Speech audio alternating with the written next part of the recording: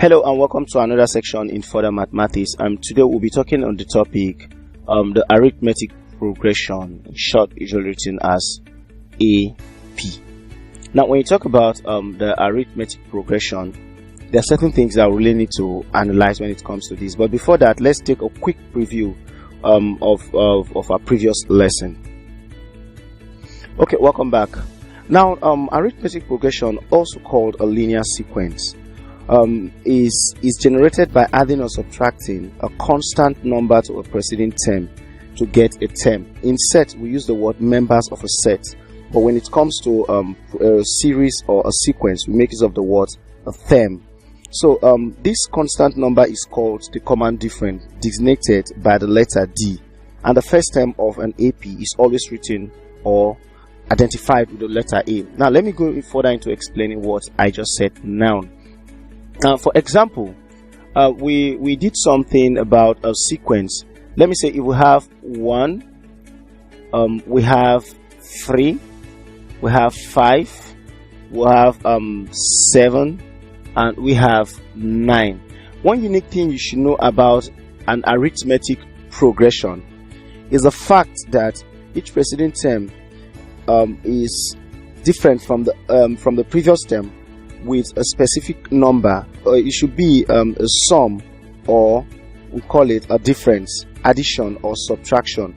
It doesn't have anything to do with multiplication or division, because if you're talking about multiplication and division, means you're considering ratio. At this point in arithmetic progression, we are not talking about ratio, but rather we are talking about difference. So if we have 1, 3, 5, 7, you always bear with me that 3 minus 1 is 2. What's the next term after 3 is 5. You do 5 minus 3, which is also 2. Now you move further to saying that 7 minus 5 is also 2. Now remember, we said there should be a well-defined rule before it will be called a sequence. So first of all, this is a sequence because there is a rule, which is addition of 2 to a preceding members. We add 2 to each of them, and this number that defines the rule of the sequence is called the common difference. So the common difference between 3 and 1 is 2. The common difference between 5 and 3 is 2. The common difference between 7 and 5 is 2. You know, if I happen to turn this thing into a form 7, 5, 3, and 1, if I should transform it into this, you discover that at this point the common difference is no longer 2 but minus 2, because we have the higher value comes first, 7 followed by 5, 3, and 1. If you now take the second term, you remove the first term from the second term, you discover that what you'll be having is a minus 2, and the third term minus the second term, you'll be having minus 2. So this is called the common difference of an arithmetic progression. And we stated here that the first term is always denoted with the alphabet A, while the common difference we use the alphabet D in stating it. Now in an arithmetic progression, when we talk about terms of an arithmetic progression, there's a general formula that states A plus n minus 1 D.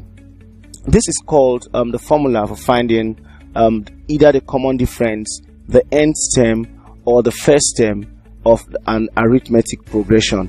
And in an AP, I stated here that A stands for the first term,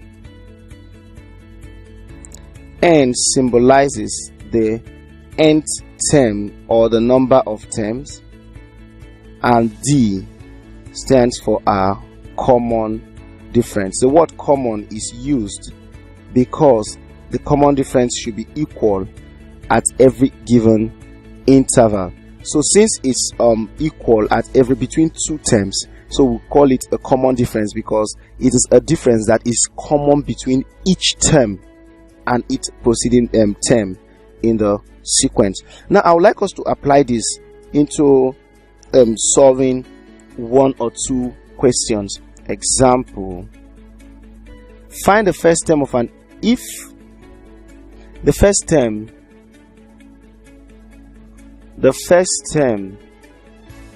of an AP is 3 and the eighth term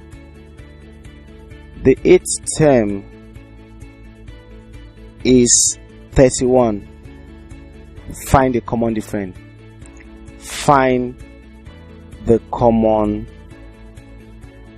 difference. Okay, remember the rule of an AP. Formula for AP is equal to A plus N minus 1 D. This is our formula. Now we are being told that our value for A, because say the first term is 3 and 8th term, so our N here is 8. We are looking for D. So with this, and they say the 8th term is 31, so we now have 3 plus 8 minus 1 D equals 31, because we are dealing with the 8th term. So we now have 3 plus 7D to be equals 31. So our 7D